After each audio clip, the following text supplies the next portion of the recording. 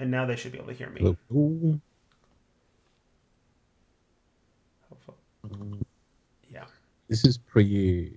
I mean, you're not recording for the podcast. I'm not. Podcast, right? Yeah, but it's streaming, but I'm not recording Okay. it. Okay. So.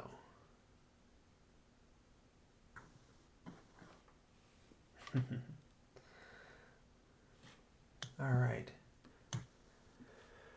You are streaming because I'm Yep. watching it. No, the stream is going. I just haven't hit. I just haven't hit record on the for the audio yet.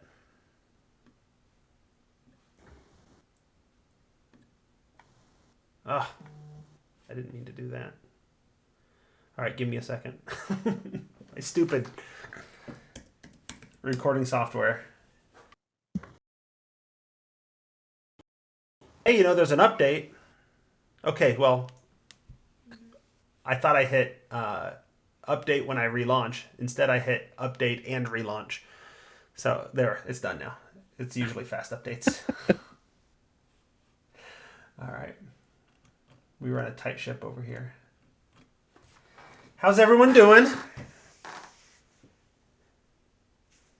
I imagine it's Oh, warmer where you're all at than where I am here in northern Indiana. It is a. Let me see. I think it's like maybe 72, 73 Oh, here. still doing. oh, it's so much warmer. Like, yeah. But like, so here, how much is 30 centigrades in let Fahrenheit? me do Uh, some Google.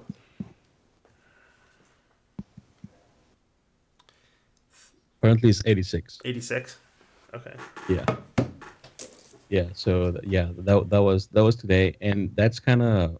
I mean, we're coming out of a cold Uh season, huh. I guess, which was it was around between 10 and 15 Uh huh. centigrados, but I don't know, like we did like get it pretty bad, when that whole thing was happening in Texas, but that was like an Sure. outlier, uh weird thing. Yeah. So But 15 degrees Celsius is about 59 or 60 Fahrenheit. yeah, Well, yeah, that's yeah. about what So we've been at here for the last week or so. I didn't even wear a jacket today. It's been crazy. do you get to know where you're from or no? Oh yeah, yeah, yeah. I'm in uh, I'm in northern yeah, Indiana. I could literally like drive less than 5 minutes and be in Michigan. right. So, and after Yeah, that, the I next haven't thing up is seen Canada. snow So, in really long time. Yeah. but yeah, no, we had a decent. I've only been here for 2 winters. The first winter we were here, I'm in the South Bend area, which has been getting attention lately because of Mayor Pete. Um, and so yeah, last winter, the first winter we were here, it was really mild. We barely got any snow, and my wife's like, "I thought we moved from North Carolina. I thought we were moving someplace we were gonna get winter again." And then we got like nothing. And then this year, I think it was still below average in terms of snowfall, but we had a couple of like real big sort of dump on us, and then we get the lake effect because of the Great Lakes in the area, and so it added up pretty well. And then they don't plow the neighborhoods very well, so over the course of 3 months, the roads around our house just turn into sheets of ice. Yeah, it's so much work. Like the last time I lived in Canada for a Yeah, while, and I remember just like the winters, it was like, oh, again we have to clean the yeah. fucking entrance again. It's just so bad. Um, but yeah, Yes, we're weather talking. Thought I'd give people a chance to give people a chance to get here before we started. So, uh, yeah, yeah. you're It's kind of like an evolved starting up screen yeah, right. Yeah, interactive. it's the loading screen for a podcast is weather talk. So, are you wearing a D&D shirt there, Mario? Oh yeah, Nice. I've, I got I've got this. my D&D Beyond. I don't know if you can see it. There it is. And Enrique is I completely Boo. sold non-geeky this. tonight. Boo, I'm not. I just got home from work. I just walked in the door. Yeah. No, but I sold this from Nathan. I had last May. No, 2 Mays ago at the Indie Live. Um, because we were just carrying them. Um, and I have a couple Mm-hmm. others. Did you get Enrique? I know you were there, but we didn't like because you were like for a limited time, right? You didn't stay the whole weekend. No, I stayed the whole weekend. Oh, you stayed the whole weekend? Yeah. How did we not see each other? You didn't look for me. Oh, well, yeah. But so okay, did you get Don't let him do that the to you. He didn't look for you either. I was the guy holding up a sign that said, "Somebody speak to me. I'm lonely. Yeah. I'm lonely. Somebody talk to me." yeah. So did you get the T-shirt for the event, the black T-shirt with the uh No, let me make a note of that because somebody owes me a T-shirt. I didn't get a T-shirt. No. that, that T-shirt was pretty badass. Yeah, it was basically the cover for um the out cover for Avernus, but No, I made didn't into a get. T-shirt. Oh, but you know why? Because you were streaming. You were part of the Oh stream. yeah. Yeah, that was probably like nice swag you guys got. I was just part of the. I was slumming it with the audience. So I No, didn't get it. you did interviews and stuff, didn't you? Yeah, that's true. I was part of the press. You're Yeah. right. No, I didn't get any. I didn't get a shirt. I didn't get a shirt. That was a fun weekend. Yeah. I had a good time. It looked fun. Yeah, it was awesome. I think. Next time you set up one of those streams, man, we should do it. Next time they do it, we should bring up doing a Spanish stream. Yeah. Yeah, because I'll hop in on that. we ended up doing an English stream because only 3 out of the 6 of us we're comfortable speaking Spanish. Pues mira, tú me dices juega en español y yo nunca he jugado en español, pero si me dices, oye, vamos a jugar en español, yo lo hago. So, And I'll be very, very pleased to do so. We should definitely bring it up next time if they do another event like that and offer invites like that. We should. Someday, when the world is able to have big gatherings like that. oh, I know. It feels so. Yeah, it feels like so long ago. Oh, that was. I mean, I think when they did the Avernus event, I think I was still in grad school. So I think that, I mean, and that feels like forever ago because dissertation time feels like it takes about 12 years. So, but I've been out for 2 years now. So, all right, shall we get going? I think people have had a chance to gather if they want to. Let me hit record on the audio. All right. And let me go over to my script. All right. This episode of the Tome Show is brought to you by listeners like you. Thanks for using the DMs Guild affiliate links and our patrons, and to our patrons at patreon.com/the Tome Show. Welcome to the Tome, a D&D news, reviews, and interviews show, and I'm your Tome host, Jeff Greiner. And in this surprise round, we are going to solve a mystery at the local library, only to find out that it was Old Man Withers in a rubber mask all along.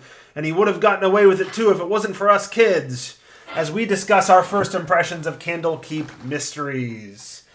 I had to be a little extra creative for our guests in this episode, since I couldn't ask our official historian and regular panelist, I guess, for the surprise round episodes, because Brandis wrote one of the sections of the book. So it didn't feel right having him come on and give first impressions of something he wrote. Instead, we've got 2 returning guests who have each, I think, been on surprise round discussions with us before. First of all, we have the only man who could possibly consistently do something for, I don't know, what must be more than a decade and still call himself a newbie. It's your friend and mine. It is the newbie DM, Enrique Bertrand. Welcome back.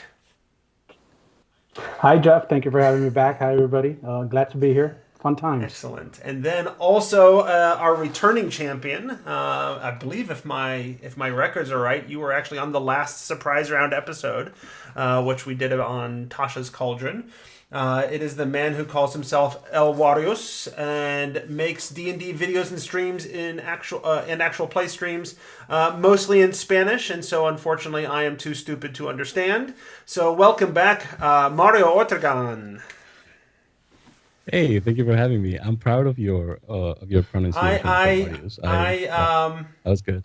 Yeah, I don't know whether I'm doing a good job or if I just come off like I'm mocking you. So No, it was perfect. okay.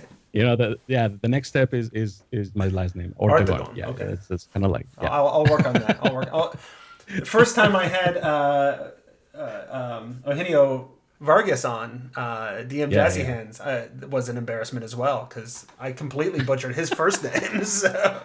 Yeah, no, but my name is weird even for Spanish speakers because it's kind of like a variant of a common name. So now I got to not only get good at my Spanish pronunciation, but I got to figure out these weird Totally. variants. So, all right. So there's like a last name Ortega, and he's like a big Ortega. He's Yeah, an yeah. Ortegon. Huge Ortega. Yeah, yeah. Right. Well, so in this episode, it is entirely possible that the whole episode will devolve into very intelligent conversation that I have no idea what's happening because both of our panelists that aren't me are smart enough to be bilingual, and I'm not. So you could devolve into Spanish language Tome show, and I would have no idea what's happening. I don't know that Sam, who edits, is bilingual or can speak Spanish either. So you could say whatever you want about us, and it would probably make it into the show because we don't know. Yeah. So in Awesome. this episode, it'll be a mystery. Haha, there we go.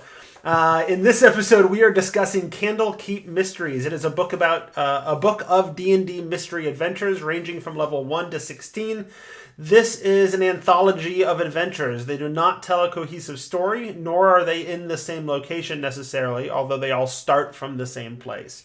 This book, to my assessment, and you can tell me if I'm wrong, is if I had to compare it with any other already existing product, I would probably compare it with Tales from the Yawning Portal, except that the theme is mysteries instead of dungeons, and they're completely new adventures instead of sort of updating old adventures, right? And just to remind people, this is a surprise round episode. This is our first impressions of the book. We try to get it out very quickly, or sometimes even before the book is released, with the understanding that we probably haven't done a deep read through, and we definitely haven't played the adventures at this point in our conversation. And then later on, if we decide that it's needed, we can always come back and revisit a book with a deep read through or a deep discussion of adventures we've actually run. Because I feel like a year or two after a book comes out is really kind of the ideal time to review it, but it's too late to inform a lot of people who've already went out and bought their books. So here we are. Before we start, can I just BRB really quick? I realized I think my mom ordered food and didn't tell me, and no one's picking it up. So just be right back. Yep, really quick. you go ahead and do that. Well, you do. So Yeah, go ahead. I was going to say, I get why you're comparing it to Yawning Portal. I agree, but I'll throw it out there. Maybe it's closer to Saltmarsh. Yeah, I kind of thought about Saltmarsh, but Saltmarsh is designed with enough of a framing mechanism that you could kind of make a campaign out of Saltmarsh. In fact, I know, we know people like Mike Shea who did. Yeah, and I don't know that you could do that with this. Just like I don't think you could do that with Yawning Portal. And if you did, it would be a weird campaign. So I think you could probably do I agree. I think you could probably do more of a campaign with this than with Yawning Portal. I imagine that's true. Yeah. I mean, you could always say that you're spending a year living in Candlekeep, and then all these weird things happen every time you pick up a weird book off the shelf. Yeah, I kind of thought about that. At one point I was kind of thinking, and we haven't gotten wholly into the book at this point, but I was kind of thinking that you could kind of, like, the book doesn't help you do it, I guess is the point, but you could kind of frame you could do a campaign where the party is kind of the Scooby Gang, and they happen to be based out of Candlekeep. And, and so every episode is a new crazy Candlekeep book and something, and you could even do a big sort of conclusion to the whole thing where, it turns out the reason there were all these weird things going on was that there was one grand villain lacing weird books into the library or whatever. But it's not designed to do that, so... It's not, but I think you could easily, like, MacGyver, and because at least it has that starting common location. Yeah. So Yeah, I was gonna do the spot, the Patreon spot while Mario was gone, and now he's back already. So, before we dig much further in, Enrique and I have gone back and forth a little bit on the book. But before we go much further in, I want to let people know you can support the show by becoming a patron at patreon.com/the Tome Show. Amazon, for reasons I don't understand, after 10 years, has pulled our affiliate status, and they won't tell me why, and they won't listen to an appeal. So fine, I guess we won't do the Amazon thing anymore. But you can still support us by being patrons at patreon.com/the Tome Show. And so usually I use the Amazon affiliate money to help those people who contribute to the show on a regular basis or who host shows for us. But if I get enough patrons, I might still be able to sort of send a little thank you to them every now and then for all the work that they do to make things possible. So now, despite the fact that Enrique and I have been talking about the book already a little bit, let's talk about the book now. Right? So we have, I guess it's worth noting that we all have early review copies from WotC. And so full disclosure, none of us paid for our books. Oh, see, I don't have the variant cover anymore. I always send those to Tracy. I have it, but I'm afraid to touch it. It's just like so beautiful, and it's like, what is this technique called?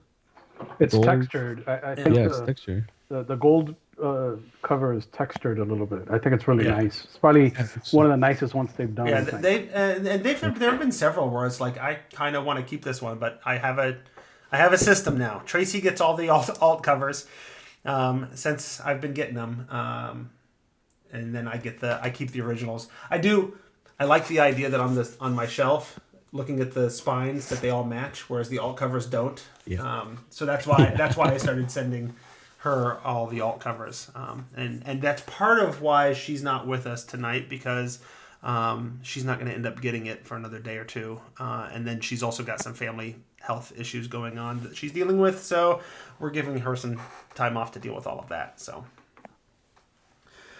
So Candlekeep Mysteries. We've talked a little bit about, sort of in our intro, what this book is, but I think it's worth diving in both in a sort of in-world, in-game way, but also in a sort of meta way. What is Candlekeep Mysteries to you all? How would you describe Candlekeep Mysteries? So for me, it's a book that I've been asking for a long time. Not specifically, a Candlekeep centric book, but a book with short adventures. Mm-hmm. Maybe you could probably one shot some of these, adventures.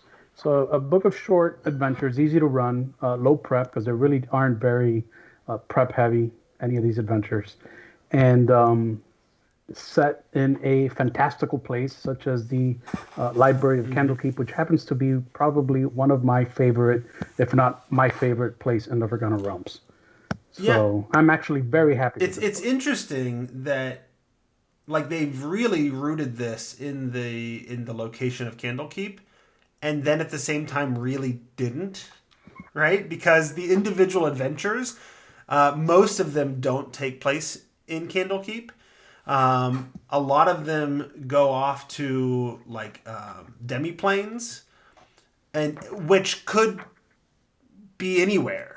Like they're non-canonical, sort of Forgotten Realms-y sort of places, right. And so the some of the adventures come off less Realmsian, if you will, in a lot of ways, a lot more sort of portable, because they're in these sort of demi-planes and they're off in their own thing, and so you can kind of stick them wherever you want.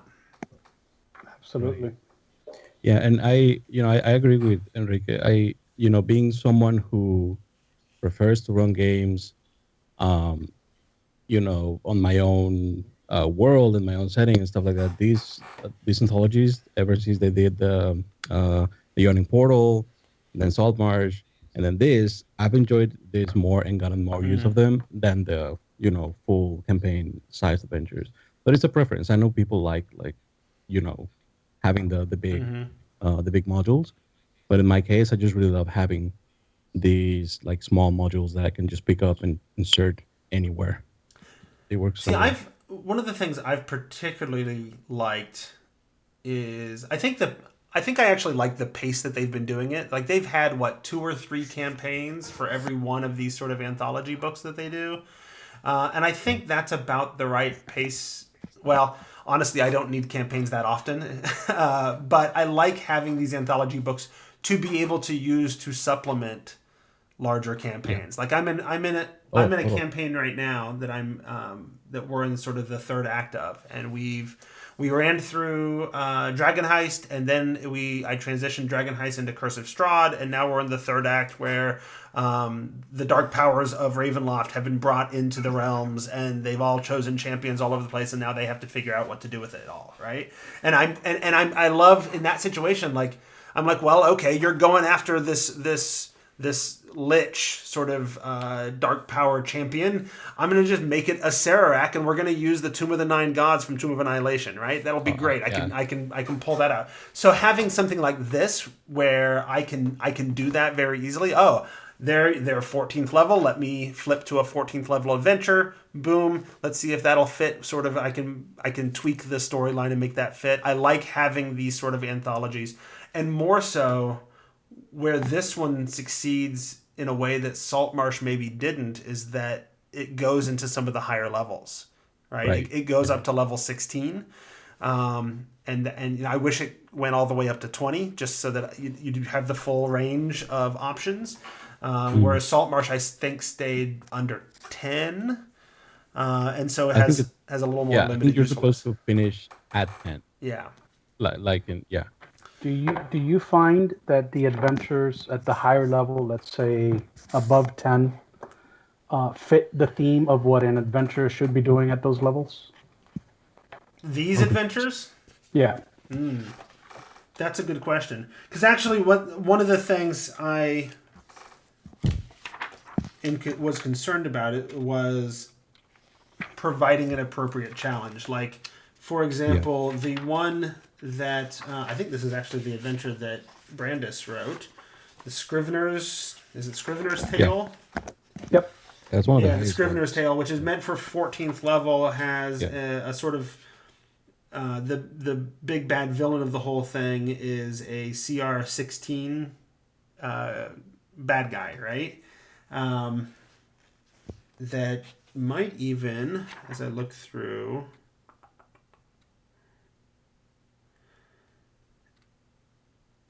yeah, I mean, they summon some allies and whatever, but all in all, like it's basically a one-on-one fight with this villain. Yeah. A party of 14th level characters is gonna stomp all over that 16th level villain. Yeah. It's not gonna be much of a challenge, but I find that tends to be true all around. I when you get into the higher levels, I always have to push the challenge.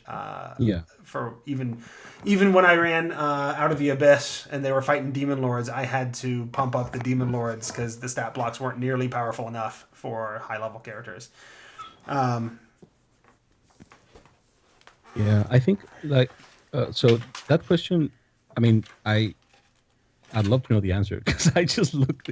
Yeah, I just looked through it and I'm not sure. But to be fair, I mean, different people want different things for the game from the game, right? I mean, Right. I've seen like 14 level groups just would be fools in town and never engage in any combat or anything like that. But that's it's hard to hit every note in terms of mechanics. Um, yeah, I guess it's gonna follow the same. And this is just a guess, but it's been a pattern that they've followed since the beginning, which is that encounters and monsters and stuff like that is balanced for kind of like the very basic game mode, which doesn't include magic items, doesn't include feats. Right. Um, yeah, so in regular gameplay, it's gonna feel underwhelming at times. sure. No, Um, I mean, and I think this is maybe the heart of what you were actually really asking, Enrique. Is are the characters doing high level things in these high level adventures? Yeah, Right. that's where I was getting at. Like, is the Yeah. are the adventures does it feel like an epic level adventure for So a 16th level adventure? the 16th level one is like, again, having just skimmed it, is dealing with stopping a potential global plague. That feels mid-teens appropriate. I don't think I'd want to be doing that at 18, 19, 20. But 15, 16, that kind of level makes sense. The one right before that deals with the recovery of a nether scroll, which in Forgotten Realms lore, like, that's a really big, potentially world-shattering thing to recover. So that makes sense. I tend to think the answer is yes. I just wanted your opinions because you sometimes people think that at those type of levels you got to be off exploring the planes and leaving the world around and doing greater things out in the multiverse and there's a degree to which I agree. Like, to my mind, when I get in, especially when like 16 and above, it starts becoming D&D superheroes a little bit, and I'm okay with that. I enjoy that style of play, and so I don't mind. I do think that's the direction I usually go with a campaign, but this isn't a campaign. These are short little one-shot adventures, and it's hard to come up with epic, sort of appropriate one-shot adventures. And I think from what I'm seeing, they do that decently well. I think so. Yeah, because if you're following, I mean, the book doesn't establish. I mean, it kind of establishes something like a framework, which is like adventurers are in Candlekeep, find a book, and then sends them somewhere. But I mean, you could do this anywhere, right? I mean, the characters could find a book in, like I said, in another plane, or you can just move everything. But it requires a little extra work. But yeah, that's the beauty of this, that it can be. It's incredibly portable. Anywhere. And even like, it's all built around this framing device, and they really push this framing device of you find a weird book and it starts you on a mystery, right?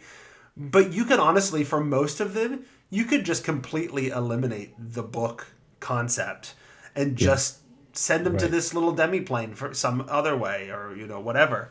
You accidentally picked up a port key and boom, you're in a place. Now figure out how to get back, or whatever it is, right? There's I don't have issue. In fact, they even I recently had a conversation with Sam and Mike on Behind the DM Screen, talking about how we wish that WotC did more in terms of giving sort of putting these little transparency sidebar things of like, this is what we're trying to do here, and how you could turn these dials to do things differently or whatever. We were specifically talking about Rime of the Frost Maiden, and there's lots of moments where it's like, if they made it clear what they were going for, it would be easier for the DM to figure out how they're supposed to run a thing, right? And this book, I thought they actually kind of start doing that a little bit. The whole first section, a book of books chapter, talks about how to dissect the adventures, about some things that you need to know about the setting of the Forgotten Realms to make it work. There's even a section about being a sensitive DM and listening to your players and when they might be comfortable or uncomfortable, which seems like a weird. This seems like a weird product to put that in, because it's not full of a lot of things that might make, like, clearly this was like, there needs to be a conversation about this, and so they just put it in the next book that they published. Because it really. Go ahead. Is that? I think that's just something they're going to include in upcoming books, because. Yeah, because they included it in Frostmaiden because it was kind of a horror adventure in certain ways, and then it's in here. And as you say, it doesn't feel, at a glance, it doesn't feel like the adventure has themes that might make people uncomfortable, but it's still, it still includes it. Enrique, you're muted or something. Está muteado. Yeah. Apologies. No, I wanted to jump in and say that I do think that this book was sort of. I'll disagree with you guys a little bit, because they did include that in this book. They also included the new monster stat block without alignment in it. Yeah. Alignment's gone in the stat for the NPC stat blocks. Gender is gone from the NPC descriptions. If there's certain NPCs that don't even have a gender assigned to them, that you could just pick whatever gender you want. Yep.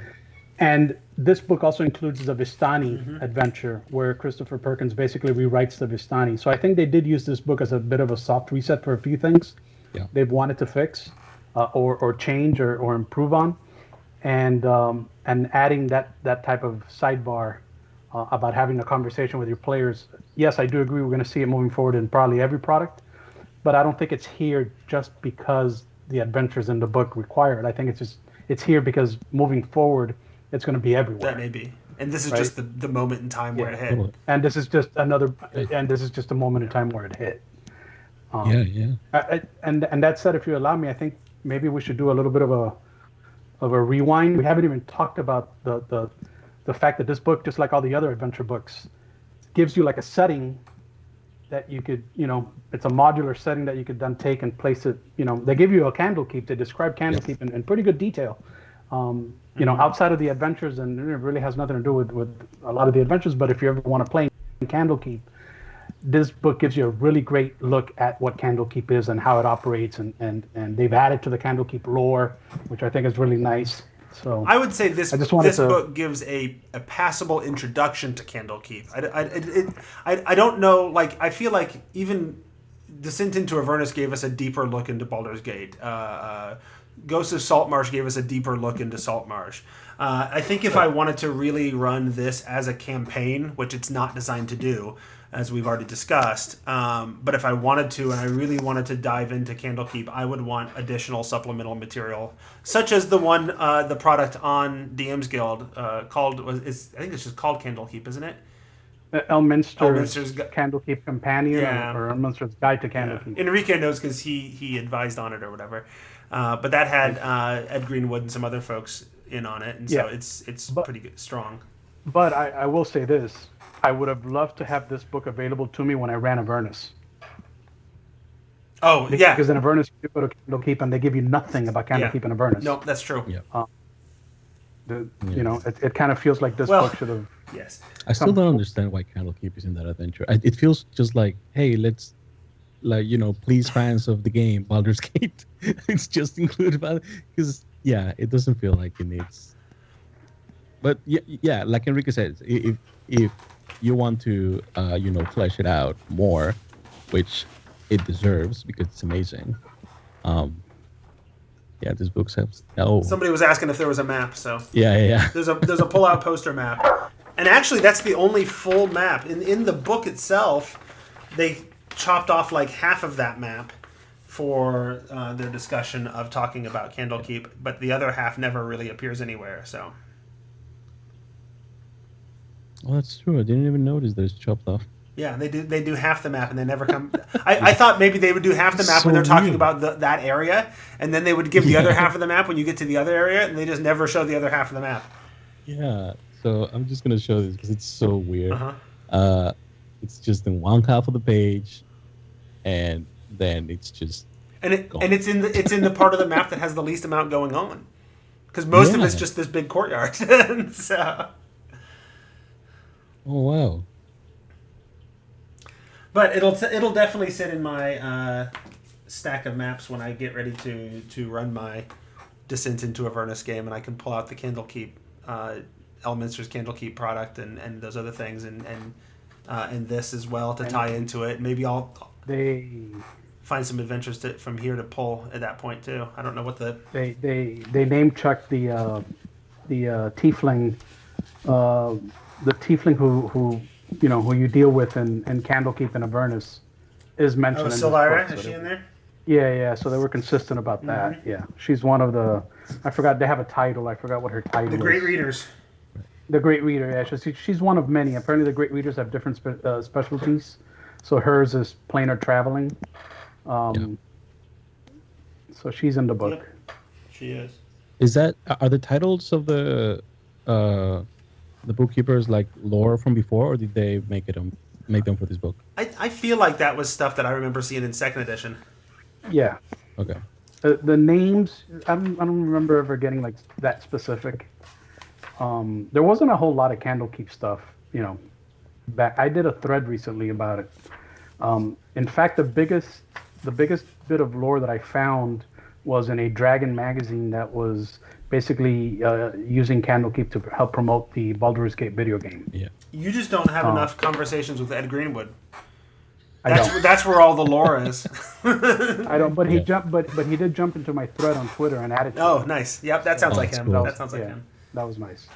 At some point, speaking of the Baldur's Gate video game, somebody was asking earlier a while ago in the chat whether or not there's any reference to the ball spawn.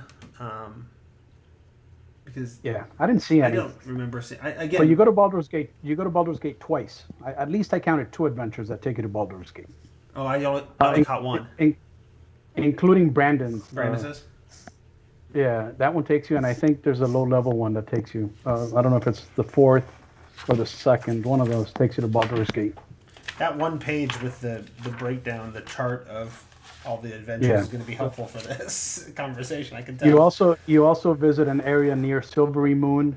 I want to say that's in the Silver Marshes. Yep. So it does take you out of the Sword Coast a bit, but it mostly to like little pocket dimensions. Yeah. There's a grove in a forest near Silvery Moon. It takes you to Baldur's Gate. I think that's really it. Like I don't think there's a lot of a lot of those sort of pocket dimensions or demi-planes could really be connected to any world and don't immediately feel connected to the realms at all, and that's fine because I can flavor it how I want to, right? And some of them though, like there was one, the lore of Larue, I thought was a really nice, because that one is very deeply tied to some Forgotten Realms lore. Larue being a god of the Forgotten Realms. So I and Melar is also connected to that one. So I like that sort of attempt to, sure, we're going to go to a separate place. It's its own demi-plane. We have every ability in the world to just ignore the fact that this has anything to do with the realms, but we're going to deeply sort of steep this adventure in the realms. As a realms fan, I appreciate them not ignoring the fact that this is at least nominally supposed to be a realms set book. So Yeah, I agree. Because I mean, they could have just as well like framed it as any library, right? But I mean, yeah. So and they also give options, like you like to place the adventure somewhere else. Give options for Exandria, the Critical Role setting, for Eberron, and Greyhawk. yeah, I found those selections interesting. I spoke about it a little bit on Twitter a few days ago. So the first option you get is the Critical Role. Then you get Eberron, and then you get Greyhawk. And it struck me as, wow, like these guys know where their audience is coming from. Totally, yeah. You know? These guys Yeah. know where their audience is coming from. There's no hiding it anymore. Like, you know, there's a reason why that Critical Role one is the first one on the list. Sure. But even then, like, it's interesting to me that, like, you could easily make an argument that they're going to talk about the settings that they've supported, that they've published, right? But even then, they did like, where's Ravnica? Where's the other or Theros, right? You know, so it's interesting to me that they're talking about that. I mean, they could have even as a Easter egg or as a hint, they could have thrown out some great library that's going to appear in the upcoming Ravenloft book that's been announced, right? There's Right. Although that may have been a whole different thing because Ravenloft is itself a demi-plane, so would it be weird having a setup where you've got a library that's sending you to demi-planes of a demi-plane? Just all the planes, one inside of each other. Yeah. Now we're doing D&D Inception, right? I mean, you're. I'm gonna get hate for this, but you're speaking as if the cosmology in D&D makes any sense. It makes sense in my head. So you know what I love about this book? One of the things I love about this book is that there's this, and I'm going to use the alternate cover as the example here. Like this, there's an air of whimsy around this book that I just it has Chris Perkinson's name and feel all over it. Yeah, like you could tell his hand was all over this book, and it's a better product for it. I think. Maybe I love I love the fantastical. Even this reminds me of like a Victorian era Sure. poster somewhere. I love this whole thing. I mean, I think there's a lot to be. I think Chris Perkins deserves a lot of credit. It does worry me a little sometimes when I only see one person working design on a book. And Chris Perkins.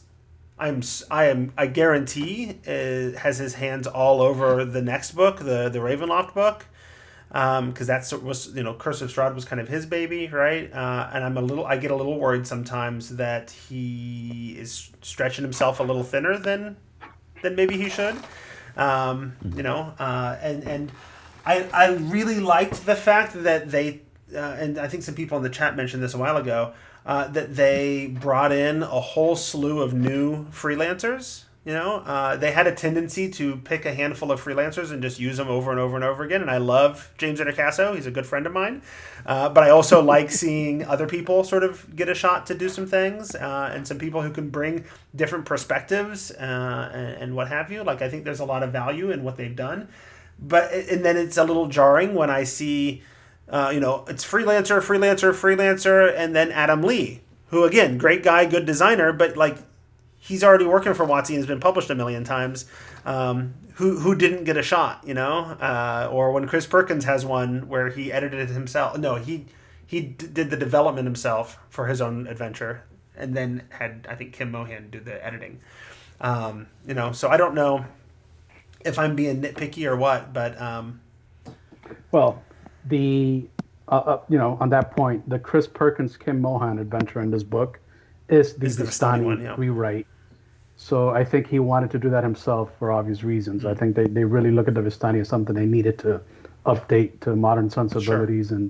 and I don't think he was going to pass that along to a freelancer. I think that was his, that makes sense. I kind of wish I was looking at the credits page and saw more than just him on development for this book.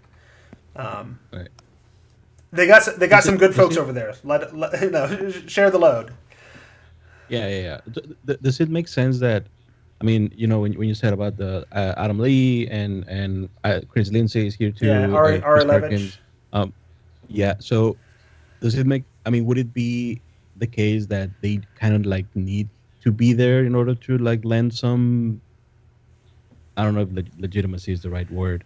But like in order the adult in the room fans, overseeing the yeah, Well, like reassure the fans that this is because there's so many new writers, and that's where I think great, if they'd have tapped those folks to help with Chris in the design and development part of it, and then let the main writing being done by freelancers, except for maybe the one crucial chapter.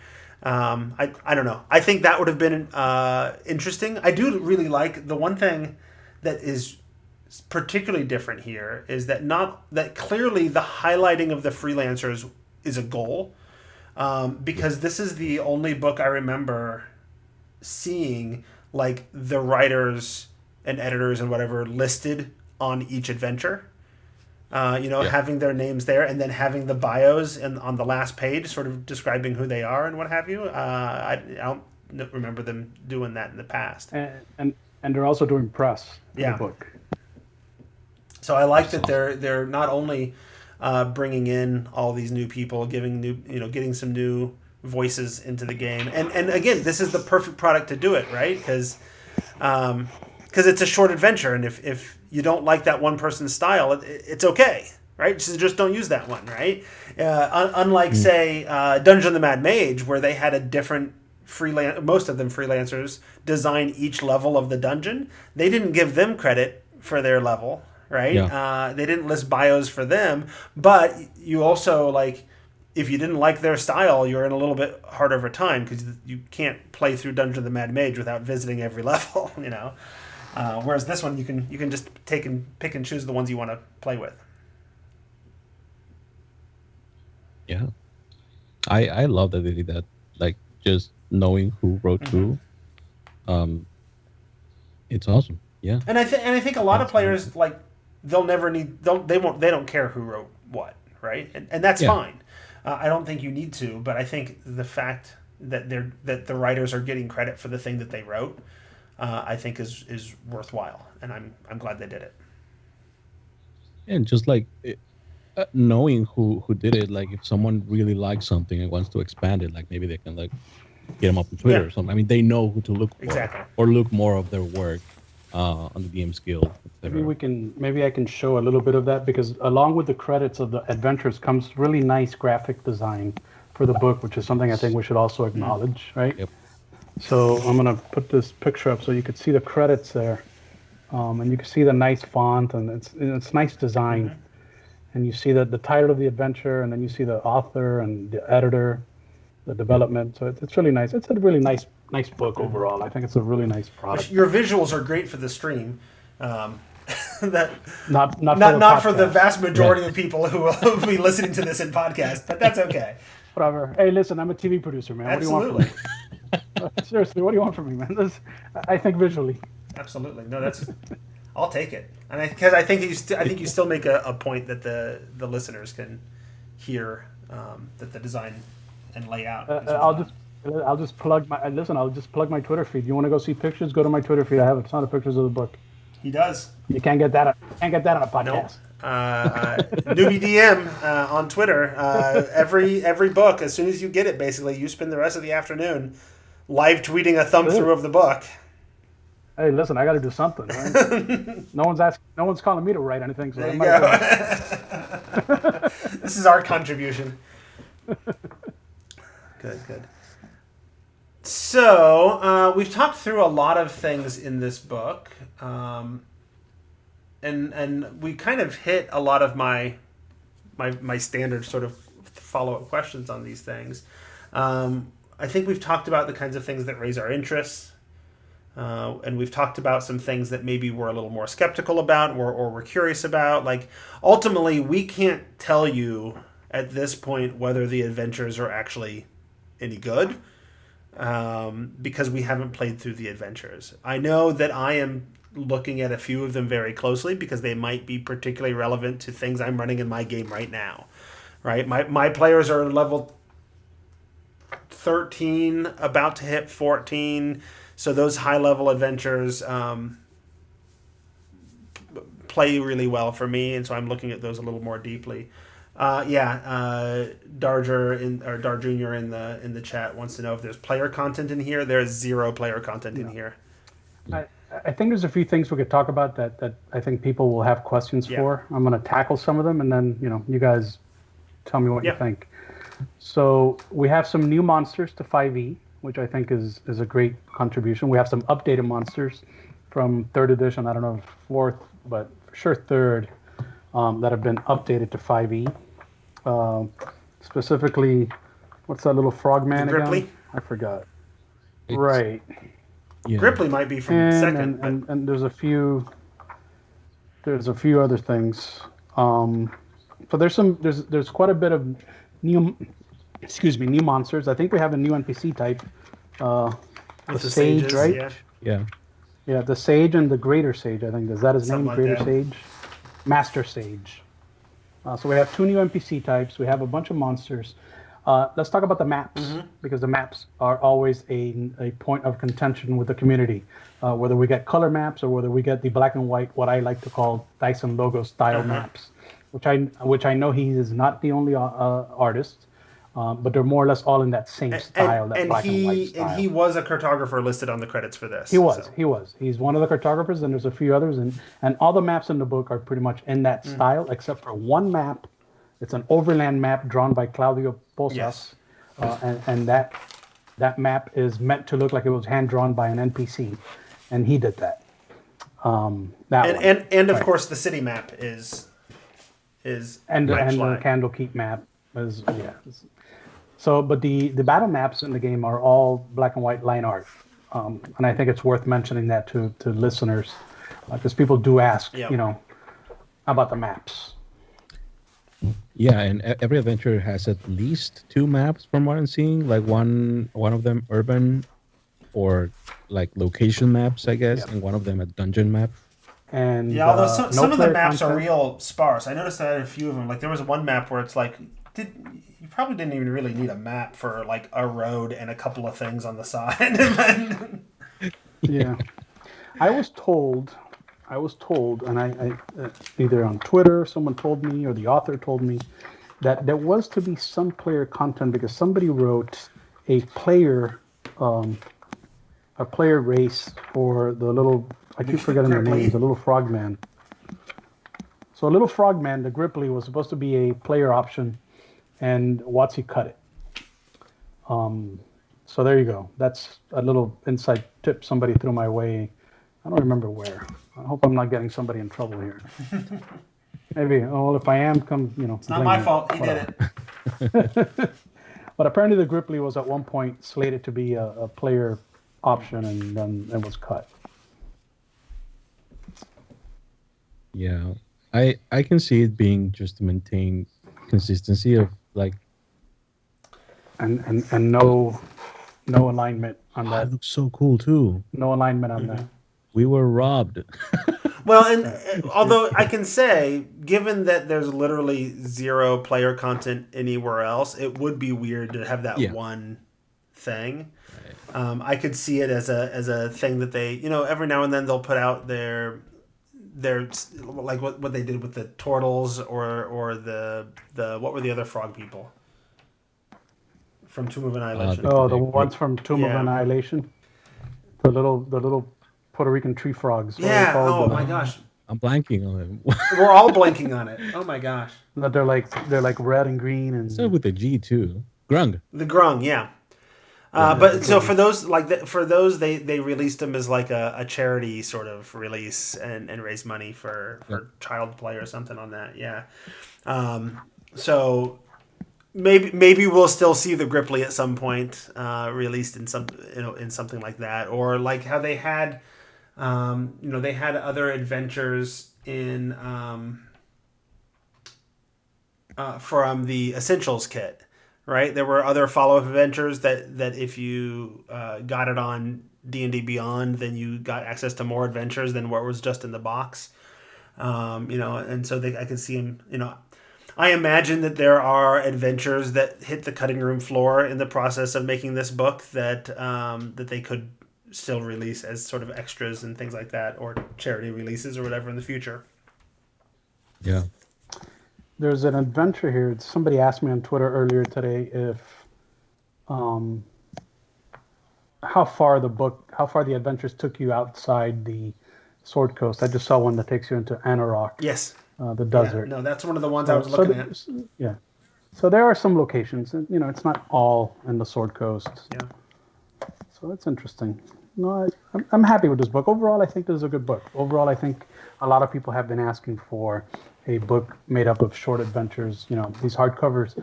Let's be honest. Some of these hardcovers are hard to run sometimes. They're very time consuming. Yeah, I don't know if I'm willing to say it's a good book yet, just because I haven't been able to play through much, or But it is a style of product that I will get use out of. I will certainly like when I'm running things, and I'm like we got a little bit of time between big major events. Is there a small little mystery I can throw at him to keep him busy for a session or two? Well, these are also transition adventures, right? What I like to call like transitionary adventures. So like in my case, the 10th level adventure, my party right now in my game is 10th level. In my case, this 10th level adventure that's in this book is perfect for what I need to take him out of where I am right now and back to where I want him to be. I did a whole thing where I, took him back through time into the Netherese Empire. I'm not going to get into spoilers about a certain book that did that, but my players did that stupid thing, and now I'm stuck in the past. And this book gives me a great get out of jail free card in that regard, and I'm going to use it. So I will be running that 10th level adventure. No, absolutely. No, and there's a lot of value in. I mean, I've definitely supplemented a lot using books like this. Tales of the Old Margrave from Kobold Press is a book, an anthology book kind of like this, and I use that heavily in my campaign. I pulled a bunch from Saltmarsh for my current campaign as well. But I've run into the issue of like, okay, but now I'm past level 10, and if I want to have anthology books that give me something to supplement and pull from past level 10, there's nothing other than Yawning Portal, where there's a bunch of death trap dungeons. But if you're not looking for a big death trap dungeon, there's nothing beyond level 10 to just pull out short little supplemental adventures until here. And so that's where I think it really sings for me, is that not only is it this anthology, but it's an anthology that doesn't pretend that the game stops at level 10.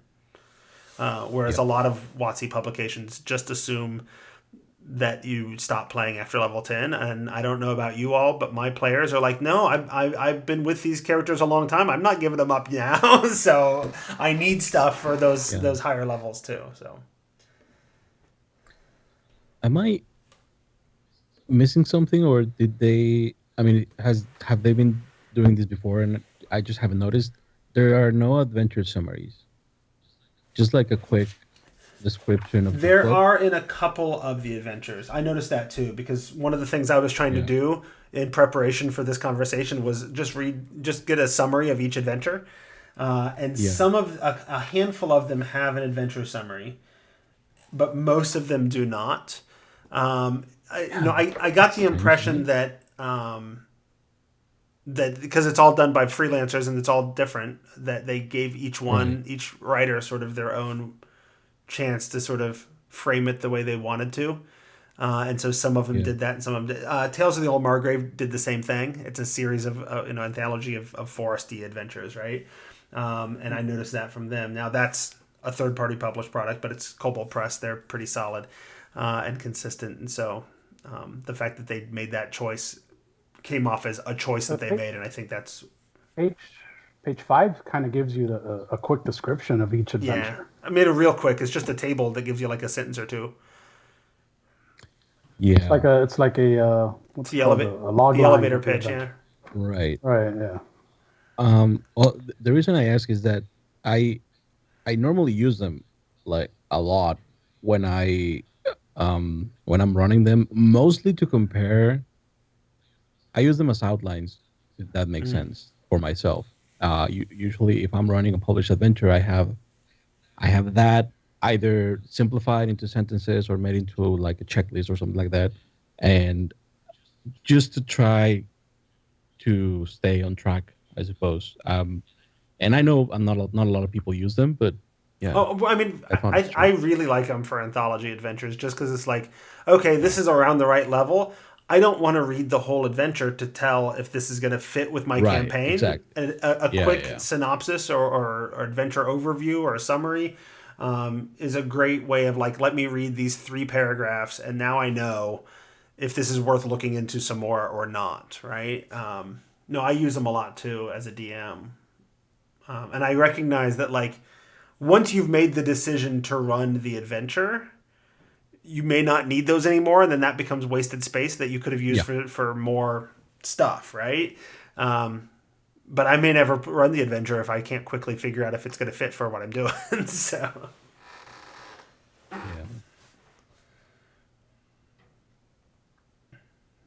yeah, I guess. I mean, they're all fairly linear too, right? So, I suppose maybe that's why they didn't include them. I imagine they gave the freelancers a template of sort of headings to use or whatever for setting up their adventures. Yeah. Because each one of them has a little blurb about the book that it's based out of from Candlekeep and all that kind of stuff. But I would guess that they gave them that template and some of them just stuck to WotC's template and some of them are like, I'll stick to the template, and some of them were like, but I've written adventures before and I like this style better. I'm just going to do that. So, I imagine that's kind of what's going on. Enrique is experiencing snow in Miami. I'm guessing he has a family member who needed to get by somewhere and whatever, didn't want to be on camera. That's exactly it. Yeah, understandable. Don't worry. Yeah. This is why I podcast down in the basement where nobody goes. I'm in Miami. We have no basement. We have I get that. I live atop a swamp. Yeah. If I dig 2 feet down, I hit the crocodiles. Yeah. Right. So, go ahead. Just really, is that real? I mean, I've never been to Florida. I see people memeing about that all the time, but is that true? Do you just see alligators? I I have ridden bike next to them. I have passed them in I traffic. mean, there was a story a couple of years ago about was a crocodile at a Disney resort jumped out and killed a kid, right? I've seen them on sidewalks. I've seen them crossing the street. I've ridden bike next to them. Yes, they Yep. are real. Yes. I mean, I know they're real. Now it doesn't. but Now like- it doesn't mean. Now listen, we're not covered in right, alligators, right. Right. every day. When those things happen, it's like, oh wow, look what happened. There's an alligator crossing the street. Right. But it does happen. Yep. No, I remember hearing stories from people I've known that grew up in the area, or whatever. They'd live on living in Orlando, and they grow up on a lake or whatever, and they tell stories about how, oh yeah, we'd always go out swimming in the lake, but the rule was you always had to sort of at least look around the water a little bit, make sure you weren't about to jump on top of one and get bit. So, Look, my wife tells my kids all the time, always assume in a body of water there's an yeah. alligator, and she's right because there are. yeah. Yeah. But a what thing. where you don't find alligators, so far as I remember, is anywhere in this book. Is that? Nice segue. Wow. I've done this for a few years. Those Yeah. powers. Yeah. So yeah. So any other thoughts, things that you think we should talk about, things that you're particularly interested in? Sort of. This is our chance for sort of last thoughts. We're knocking on the door of about an hour or so. This is your chance for anything else that you wanted to mention that we haven't talked about yet. Well, I do have to mention or highlight, I suppose, an adventure from a friend. And I know we all have adventures, from friends and colleagues and stuff like that. But like, I mean, this adventure is a level 7 adventure, Sorrow Yellowcrest Manor by Derek Ruiz. And Derek, the adventure is, to me, it's highlighted because, I mean, as far as I know, and correct me if I'm wrong, because my history with D&D doesn't go that far back, but he's the first Mexican to write an adventure for an official D&D product, which is appalling. It is, yeah. Considering they had a whole line of products in second edition for Azteca? basically the Aztecs. Yeah. So, I mean, Derek did a great job. I that is the only adventure that I've read in full, Okay. and I can say I really enjoy it.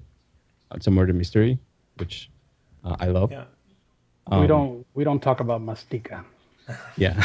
That No. basically means to chew in Spanish. Whoever came up with that name really has no clue. It's the chewing It was- content. yeah. Yeah. Mastica means I chew. You chew. I'm Well, chewing. Yep. It's the worst. I know very name. little about that continent, Oh, but maybe there's something there. Maybe there's some sort of Tarrasque-like creature that runs around and chews on everything. they tried to mix Aztec with Mayan. Oh, yeah. Mayan and Aztec, and they came up with mastica, and it's like, dude, pick up a dictionary. At least check the word to make sure it doesn't exist. Yeah. Like, come on. So yeah, no, And it's but yeah, literally there every are, product. and if I think there's at least 2 other Tome Show appearing writers that are featured in here as well. Branda Stoddard, of course, is regularly on the show, and then Amy Vorpal has been on a couple of episodes back in the day, and so I know if you want to hear more about those folks, we got them all over the place, but there's definitely it has definitely occurred to me that, hey, this freelancer list is a great list for me to go to when I need guests to talk about things. So if you're in this book, I might be sending you a message if you're not too big to hang out with a D&D podcast that's been doing it for like a decade and a half. Yeah. I don't think so. I hope not. Right on. All right. Any other sort of last thoughts? Things you want to mention before we go? No, I'm looking forward to running that 10th level one just so I can, get a. What is the 10th Get a look level? at it. Is the Yes. Zikran's Zephyrian Tome. Oh, that And one did. can we talk about why this wood elf is blue? Wait, is he a wood elf? Yes. I caught that the person was blue, and I noted that because I feel like there's a preponderance of fantasy-colored characters in this book. I did not catch that it was a wood elf, and I don't know that wood elves canonically appear blue. Oh, that's true. Yeah, I don't know. He's blue. I don't know. Maybe he ate a But lot there of was also silver. like a bartender Yeah. with purple hair, wasn't there? Well, the purple hair I can understand, but the blue skin, that's like, remember that guy who ate all that silver and he turned blue? Ever heard Well, that maybe story? that's what happened. So maybe this guy ate, maybe this guy got trapped in a silver mine and ate a lot of silver. That's an actual thing. You can turn blue when You you can eat turn silver. orange if you eat carrots. Oh, there you I go. mean, it has to be pretty much nothing but carrots for a long time, but it will turn you orange. So. I mean, I think it's pretty cool. It's pretty cool that he's blue, but I wish it was mentioned in Yeah. his like, yeah. Because that's I unusual. think they just thought he was a drow, but Unless they're like in the process of tweaking the canon of various races and whatever, they're adding more like fantasy colors to just highlight that that would it's be fantasy-ish. interesting. Maybe it's the lighting. Maybe they took the picture with blue light hitting him. Or something. It's he's not blue. He's white and gold, right? Yeah, It's the dress all over again. who knows? I'm out. That's it. I got nothing. I think that is a really good place to stop. Once we start making references to the dress, it's probably a good place to stop. So unless Mario's got something else that he really wants to say, we're gonna go ahead and call this the end of the episode. Oh, All right. no, thank you very much. Then the episode is over. I want to thank everybody who listens for supporting us. You can go shopping at DM's Guild through our affiliate links at thetomeshow.com. You can also become a patron at patreon.com/thetomeshow. And yeah, I want to thank Watsy for sending all three of us review copies. And I want to thank Mario, if people want to find more from you, where on the internet should they go? You can find me at Elwarius on Twitter, Twitch, and that's pretty much it. I do most of the things that I do for content are in Spanish, but I am working on some pretty cool stuff in English. I'm developing a setting based on the legends that I grew up hearing from my abuelo, which is basically just mixed Mesoamerican and kind of contemporary stuff, and that's coming along. It's called Exalva. If you're interested in that, just follow me on Twitter and hit me up. I caught a recent episode of a NPR show about, specifically the whole show is just about Puerto Rico, and they broadcast in both Spanish and English. So I think you just need to do that from now on, cool. and do dual language broadcast for everything. I'll just speak. Yeah, I'll connect something to my brain. Or you do your actual play sort of show, and then go back and redo the exact same campaign, but have everybody speak English this time. Just remember what the dice rolls were. Like, that wouldn't be a lot of work. No. And Enrique, where can people go if they want to harass you some more on the internet? Hold on, I'm going to ask you a question first. How come Mario gets the Mario treatment in the Spanish pronunciation, and you don't even attempt to pronounce Enrique in the Spanish pronunciation? I'm offended. Because I don't know how to say Enrique. My goodness, man. I've known you for 10, 15 years, and it's always just been Enrique. So I know you are.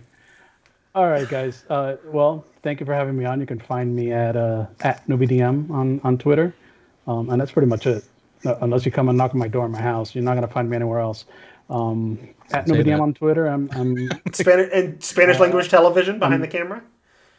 Behind the camera, I work for one of the Spanish language networks in the United States, here in Miami, and that's it. I'm usually on Twitter all day, so you can find me there. He is prolific on Twitter. Prolific on Twitter is my middle name. Yes. All right, excellent. If you want to get a hold of the show, you can email thetomeshow@gmail.com. You can find me on Twitter. I am at Squatch, SQUACH. The show is at The Tome Show. We also have the Facebook page, and we have a Discord channel. You can come and chat with us there. We have an active and fun little crew there. And of course, you can watch us on Twitch, like so many people are. Although the main way that people find out when we're streaming on Twitch is that I post it on Twitter. So follow us on Twitter if you want to figure out about the Twitch stream. You have a great community in your Tome Show Discord. By We the do. way. It's I lurk there a lot. I don't post a lot, but it is one of my go-to lurking nice. Discords. Yeah, no, I appreciate that. No, it's a good crew.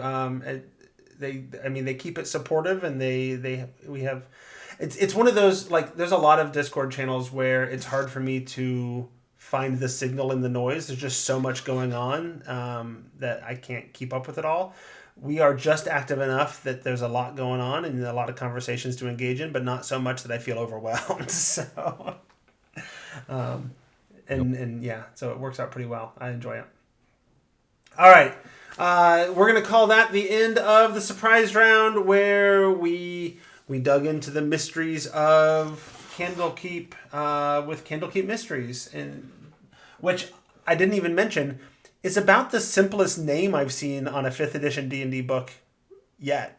Candlekeep Mysteries. I don't know that I hate it.